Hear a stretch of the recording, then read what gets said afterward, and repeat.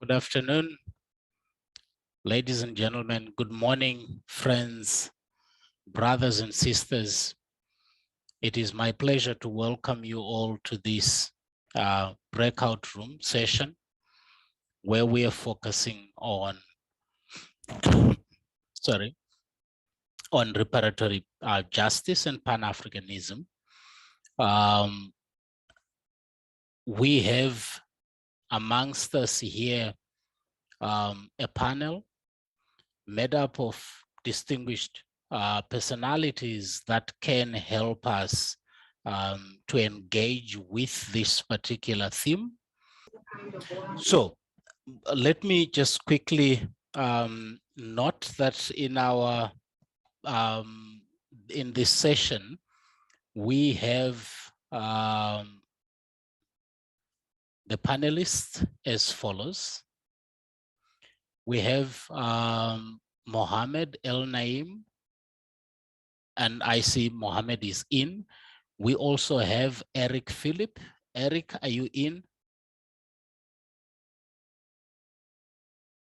Eric is possibly not in. I'm not yet, maybe still trying to connect. And then we have Dr. Justina Caicedo Salcedo. I saw her before, I think she's in, yes. And then we have Reverend Ron Daniels. Maybe we ask each panelist to introduce themselves. That way it becomes easier also. So they tell us who they are, and then we can go into the panel discussion.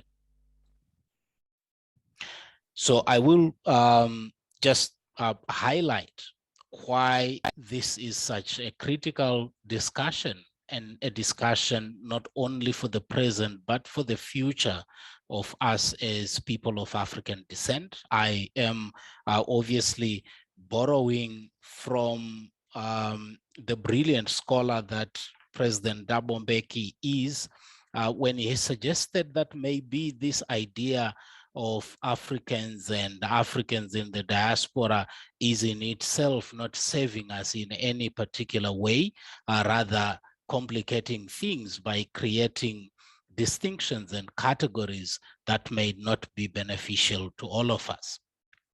But I want to, just before I ask our panelists to introduce themselves, to bring to your attention an understanding of justice in a way that I saw when growing up. Each time in my village, when a conflict arose, either someone's cattle had fed on in somebody's field, or there was some misunderstanding between families or between individuals, there was always the institution or the platform of Padare or Dare. And for those that participated in the 1998 8th Assembly of the World Council of Churches, they would know that the platform for conversations during this assembly was called Padare. I will write that in the chat so that those that don't speak my mother language can also see what I'm talking about here. So Padare is a word that basically means a court or a platform for discussion. Now, at this discussion, this is where the community came together to discuss issues affecting the community, including reconciling feuding parties. Whenever somebody was wronged, our elders would gather with the alleged offender and the offended, discussed the offense. If it was established that indeed an offense had occurred, the elders would decide on how to reconcile these parties. The idea of justice was not to punish the offender, but to restore the relationship that existed before the offense, to re-establish community harmony. The offender would be asked to compensate the victim, not as a punishment, but as a recognition of the hurt caused. And the compensation ranged from helping the victim with plowing the fields, purchasing grain seed, making available some grain after harvest, providing a wife, cattle, goats, or chickens. It could be anything. But there was no standard reparation bill. Reparations depended on the offense. The success of this system relied heavily on the goodwill of the offender to be reconciled to their victim, and the victim's commitment to be reconciled to the offender. The offender and victim felt assured, if they believed in the impartiality of the Council of Elders, for them to embrace the resolution and the community would be restored, which was the goal of reparatory justice for our elders. It was not to punish, it was to restore a harmonious relationship within the community. Brothers and sisters, we are in this platform to further interrogate what it means to be Pan-Africanist, what it means to pursue reparatory justice, and indeed, how we can do it, particularly realizing that we are in a context where our claims are contested by the offenders. Our pain is sometimes minimized, undermined by those that inflicted it. How can we make progress? Worst of all, even when sometimes we do not trust each other that we are one, as President Mbeki suggested yesterday. How do we proceed? Now, let me take this opportunity to recognize our panelists that are in the house. And I see also a lot of participants that are in this house that we are talking to. To the participants, please, you can put in questions into the chat that I can put to the panelists as we discuss, as we engage, as we allow our panelists to share with us things that they want to share with us on reparatory justice and Pan-Africanism. I will begin by inviting Eric Phillips, who will introduce himself and then share with us on reparatory justice and Pan-Africanism. Thank you. My brother, I hand over to you. Thank you very much. Good morning, good evening from Guyana, from the Caribbean. My name is Eric Phillips. I'm a Guyanese-born American citizen living in Guyana. I'm a White House fellow. I'm the chairman of the Ghana Reparations Committee and a vice chair of the CARICOM Reparations Commission. I have 3 different degrees, but most of my work now is in reparations. And I've lived in South Africa for 7 years and of course visited over 40 countries. Our topic is reparatory justice and Pan-Africanism. You know, there's a deeply profound African proverb which states, if we stand tall, we will succeed because we're standing on the shoulders of our ancestors. More recently, Benjamin E. Mays made the statement, we stand on the shoulders of our predecessors who have gone before us. We, as their successors, must carry the torch of freedom and liberty passed on to us by our ancestors. We simply cannot lose this battle. So today we stand on the shoulders of Marcus Garvey, who laid forth a vision for a new world, a world where all people of African origin on every continent were united, self-sufficient, and proud. This was the visionary clarity of Marcus Garvey and a manifestation of the idea known as Pan-Africanism. So we stand on the mighty shoulders of the early thought leaders such as Henry Sylvester Williams, Ida Gibbs Hunt, Paul Robeson, Ras McConan, George Padmore, Kwame Nkrumah, Nanda Azikiwe, Jomo Kenyatta. In terms of reparatory justice, we stand on the mammoth shoulders of Chief Abiola, Gracia Machel, Miriam Makeba, Ali Mazrou, Dudley Thompson, who were part of the group of eminent people. You know, it was Ali Mohammed Osman Yassin, Minister of Justice of Sudan, who made a statement about the slave trade. He said Africa's economic marginalization started with the deprivation of its manpower by slave trade, followed by uneven exploitation and the siphoning of its natural resources during the colonial era. It's culminating today in economic globalization, where Africa lacks the capacity to compete commercially in the world's economy. But slavery was a transformative economic event of today's global economy. It transformed Europe from a fruit-and agrarian economy into an industrial superpower. It took Europe from the Dark Ages into a period of unprecedented growth, which created the foundation of Europe's economic, social, political, diplomatic, and cultural ascendancy. Slavery was the beginning of pure and cold, uncontrolled capitalism and rampant globalization. Slavery was pure business. It lacked morality, lacked humanity. It embraced unimaginable exploitation, human destruction. Millions of our ancestors died, and simply was the greatest crime on earth. Slavery was the first nuclear bomb of the world. Slavery annihilated Africa, African culture, African family structures, African institutions, African commerce, African growth, African history, African pride, and African economic development. Slavery was indeed a 400-year criminal economic activity that enriched Europe. In 1945 in Manchester, our political, academic, and civil luminaries left us a message of visionary clarity, which we have yet to heed. It was the message of Ubuntu and a common destiny. Unfortunately, we've not made their message our vision.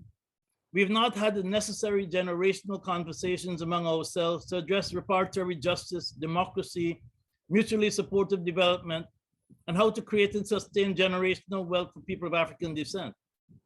We have been disunited and disinterested, and in many cases, our leaders have been indifferent. Today, we are separated by geography, language, religion, spirituality, color, tradition, economic philosophy, race, ethnicity, class, culture, racism, and the daily subliminal psychological messages aimed at us.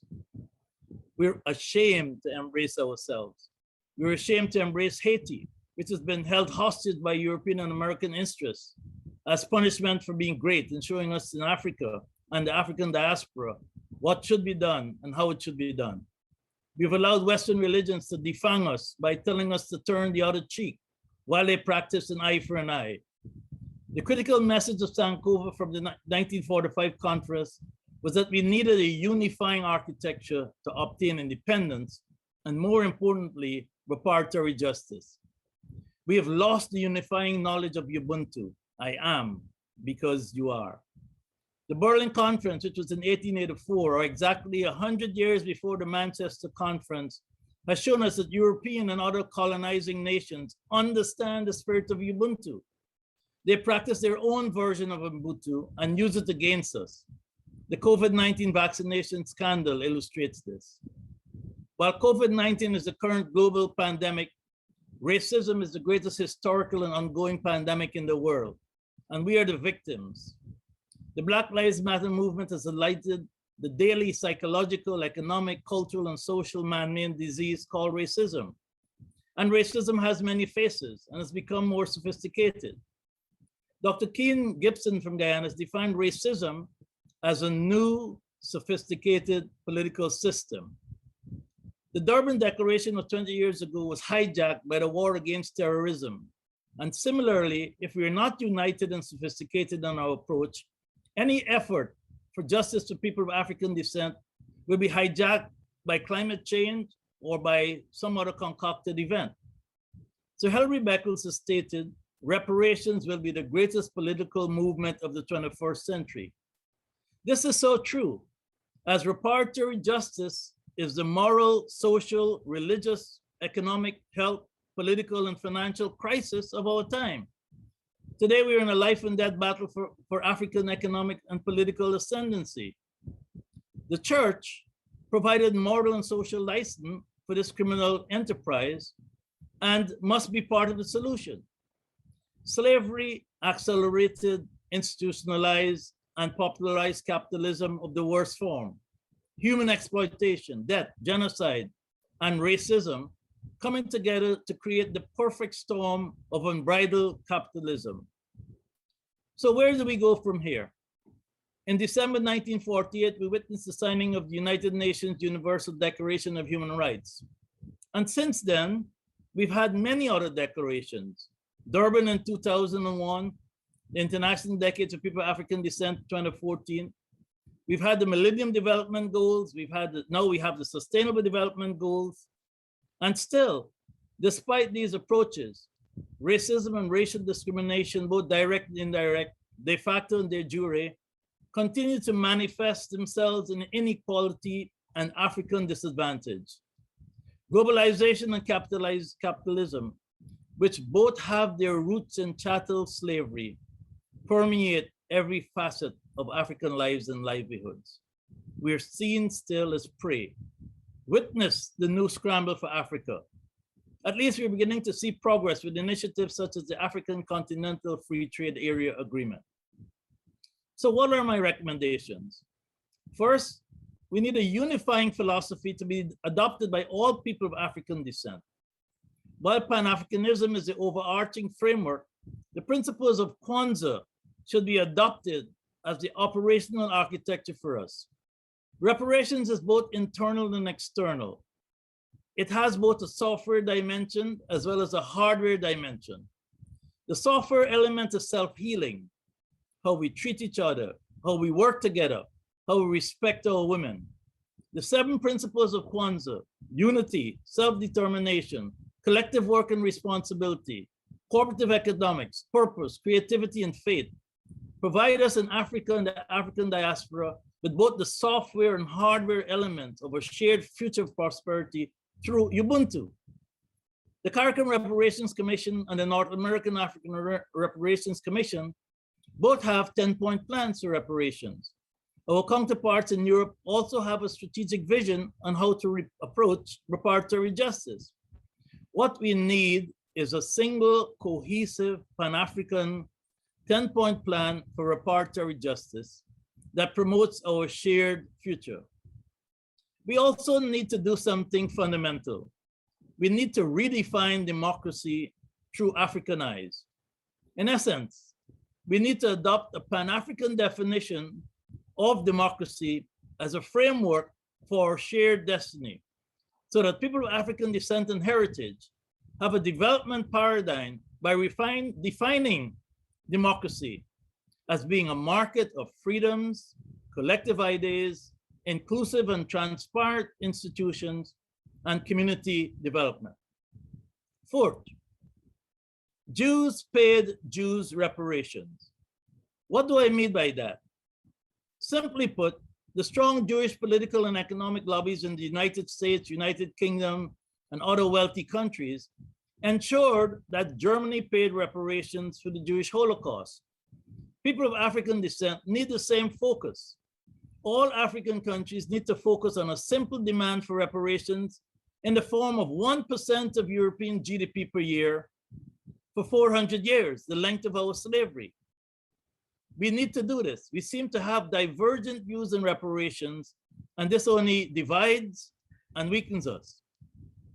Fifth, part of reparatory justice in the spirit of Pan-Africanism should be a strong focus on fair trade.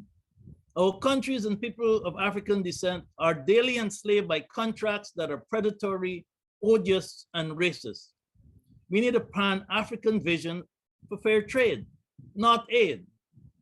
Sixthly, our churches have a critical role to play in reparatory justice and Pan-Africanism.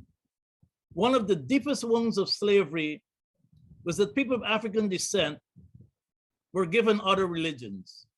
Strangely, African spirituality has been left behind, and Africans are the only people who pray to a God that does not look like them. We're spiritually still awaiting Godot. Can you imagine a world in which the central figure of Christianity, Jesus, was defined as what he was, a non-white person?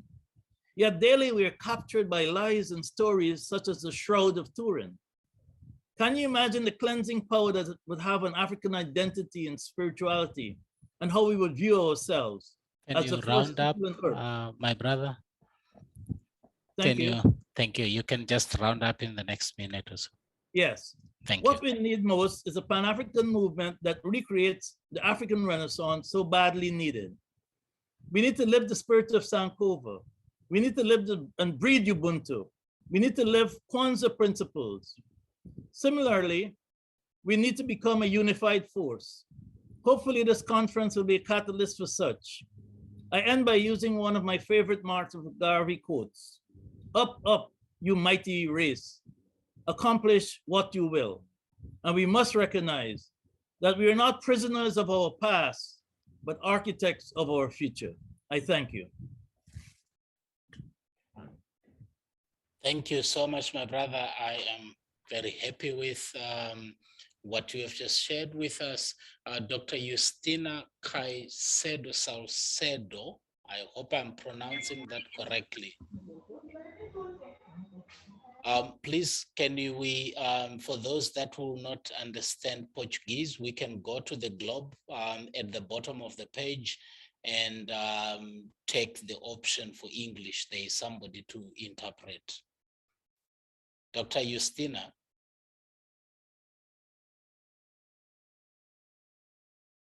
Dr. Justina, can you hear me?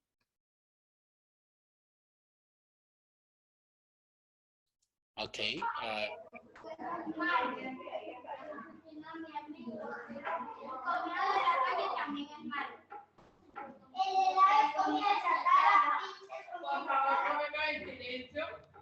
Que si la escuchan.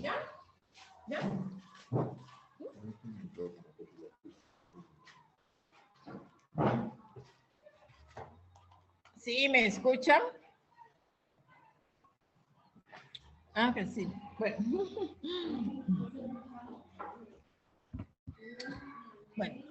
Bueno, buenos días. Bueno, voy a iniciar. Voy a conversar sobre la niñez afro en Colombia. Los lugares de población infantil en Colombia, por inferencia, se corresponden con los de la población afro reportada por el DANE.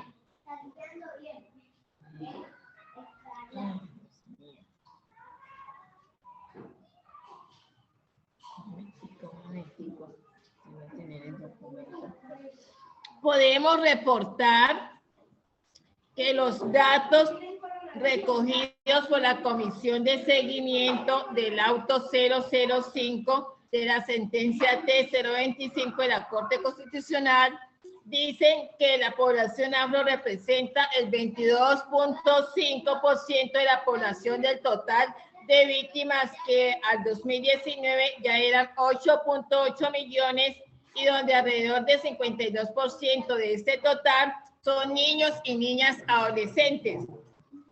Respecto a la niñez afro, esta situación de desplazamiento, la misma Corte Constitucional declara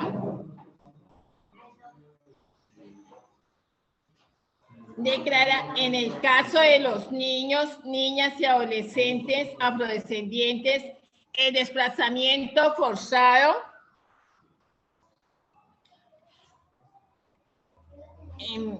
genera importantes pérdidas y desarraigos que afectan su identidad, el desarrollo de su personalidad y su autoestima. Esta afectación se concreta, por ejemplo, en la rotura de la relación filio-paternal, dado que los menores ya no sienten el mismo respeto por sus padres o autoridades en una ruptura generacional que ha imposibilitado una crianza en forma adecuada y en una desestructuración de los roles dentro de la familia y la comunidad, impidiendo la comunicación de los saberes a las nuevas generaciones.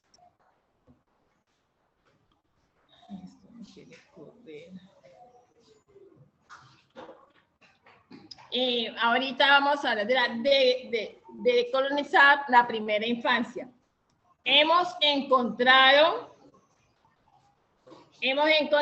que la cultura se encuentra de modo nuclear en las categorías de lo decolonial y de lo intercultural. También lo encontramos como campo de estudio desde la psicología cultural, cuyos hallazgos son interesantes y se han de tener en cuenta por la incidencia. Ay, eso no quiere correr. Psicología en recomendaciones manuales, política pública y ciertos aspectos pedagógicos entrelazados con el desarrollo de niños y niñas. El hallazgo común a los diferentes abordajes y de ahí su denominación de psicología cultural es la mutua constitución de cultura y mente, según Marcos y Hamedani, 2007.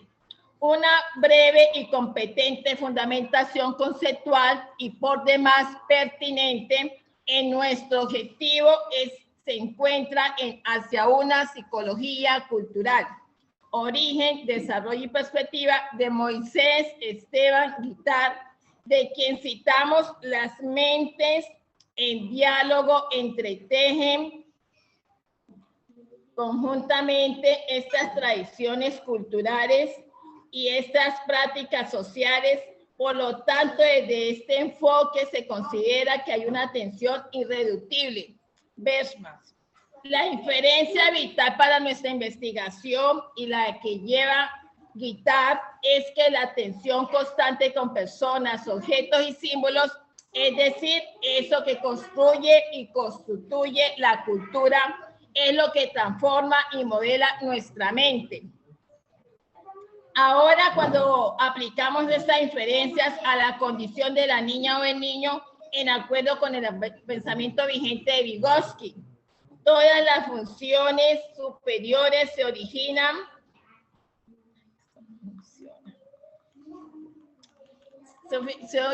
como relaciones entre seres humanos, según Vygotsky y Martínez, que se completa en el mismo Vygotsky cuando señala la vivencia del niño es aquella simple unidad sobre la cual es difícil decir si representa la influencia del medio sobre el niño o una niña, peculiaridad del propio niño.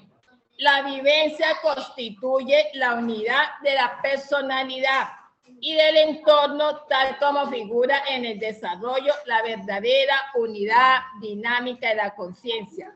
Unidad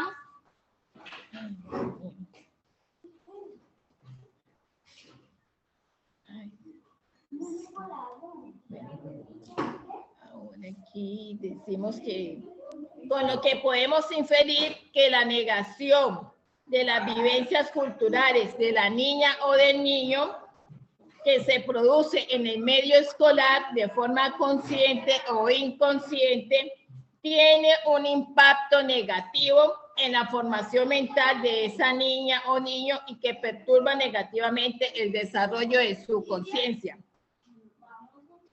De allí que uno de los hallazgos más perturbadores es el sistema educativo nacional y aún sus agentes educativos y las maestras no reconocen las profundas implicaciones que tiene la cultura en el desarrollo niño-contexto.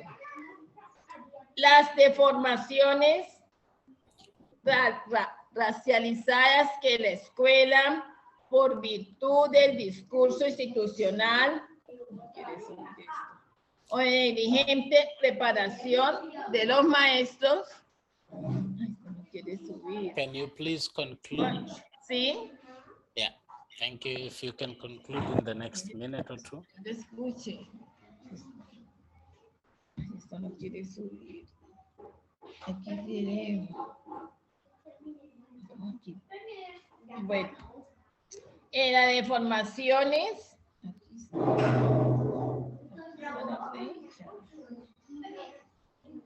La disonancia con su contexto. Translator, can you tell her to round off in the next 2 minutes? Ah, se acabó. Se acabó la sala. ¿Listo?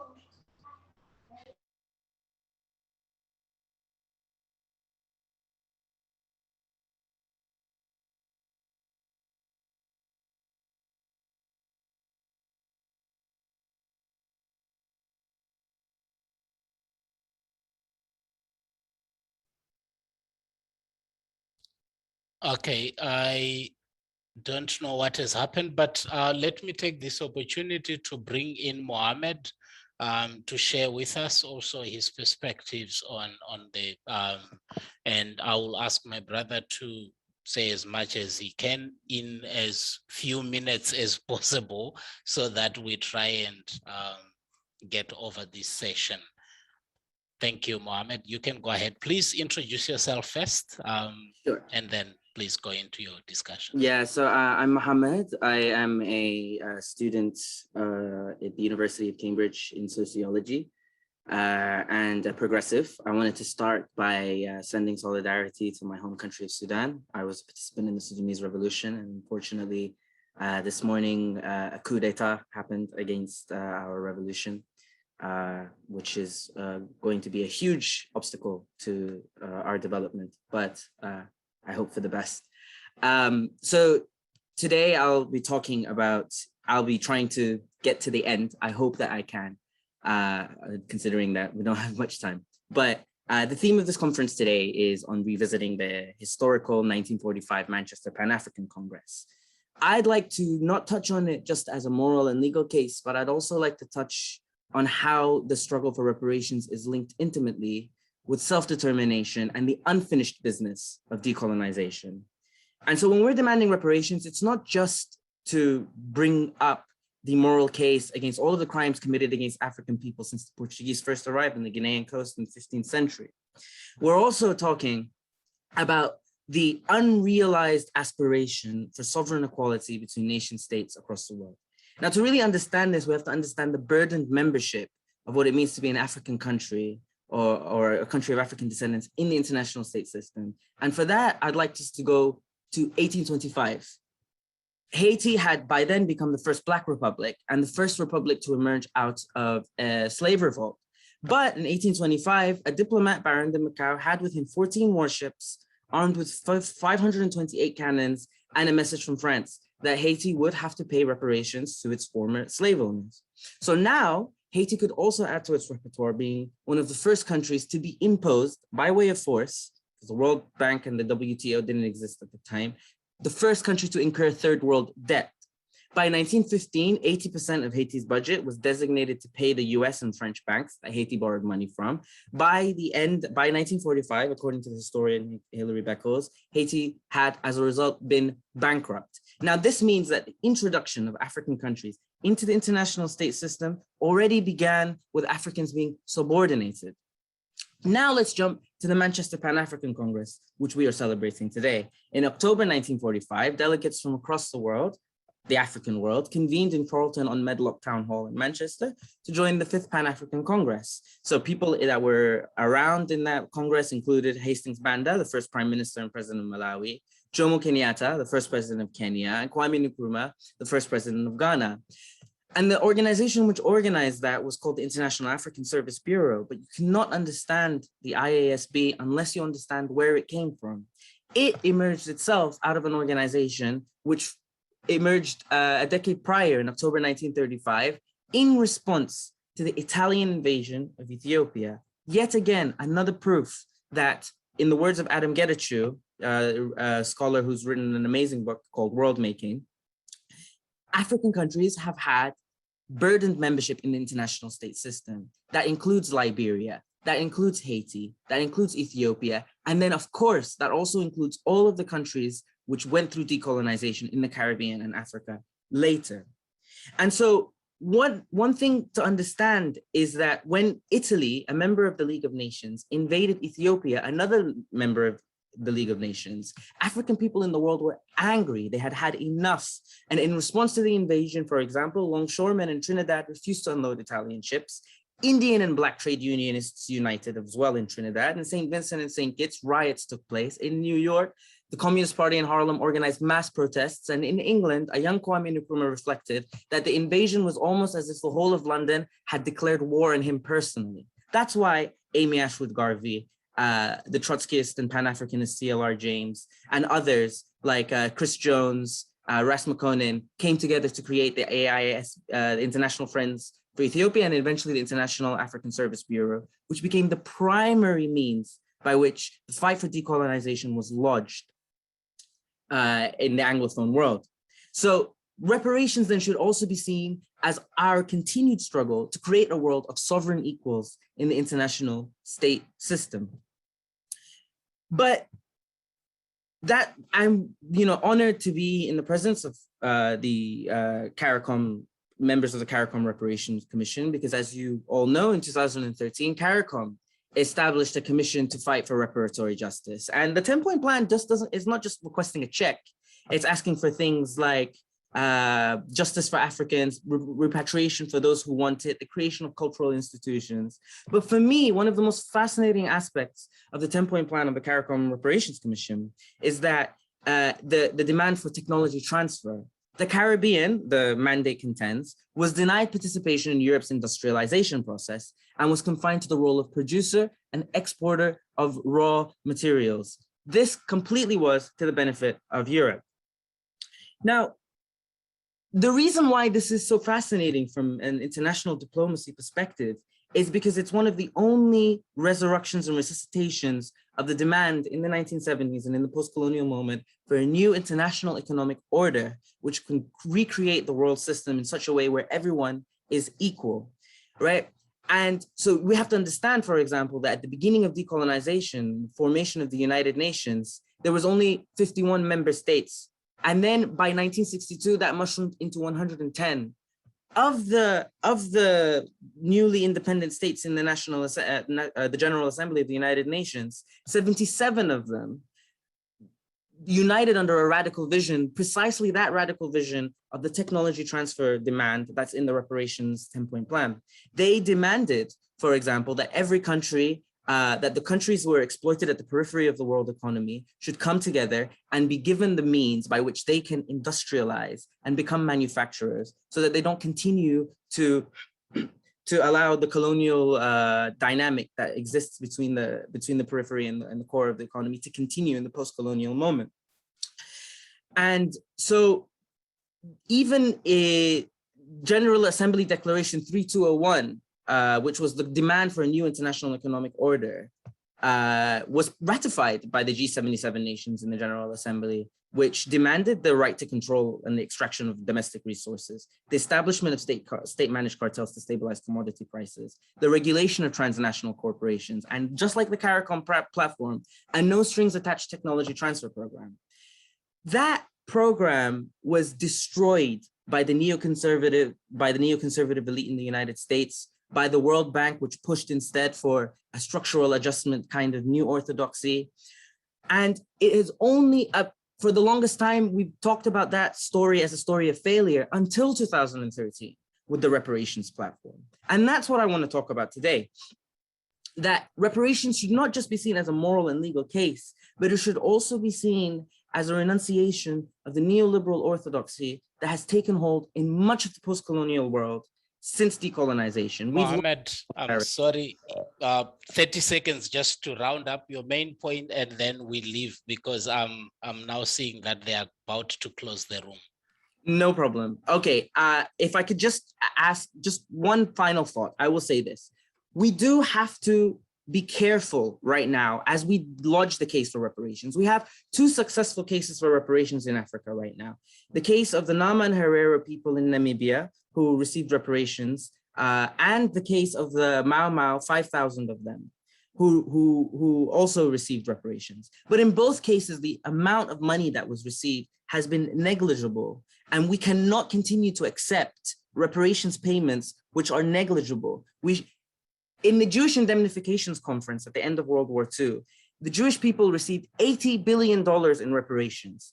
The Mau Mau only received 19.9 million distributed between 5,000 people, while it was 1.5 million people were thrown in the camps of the Kikuyu. That is a reparations payment, which now the UK can wash its hands and say, we've paid reparations. We need to be firm with the demand for reparations. We cannot accept low payment reparations anymore. That's the final thought. I wish I could go longer, but that's— Yes. Thank you. I also wish we had more time, but unfortunately, because of some technicalities and so on. So we have the Zoom link in the chat now. So we can click that link. It takes us back to the main session. So thank you. I'm sorry, Ron Daniels, I wasn't seeing if he was in. He should have also contributed, but that didn't happen. So we can go back to the main platform, and I hope we'll have further opportunities to continue discussing. Thank you all the panelists, and thank you to all the participants that were in this breakout room. Thank you. So we meet in the main platform.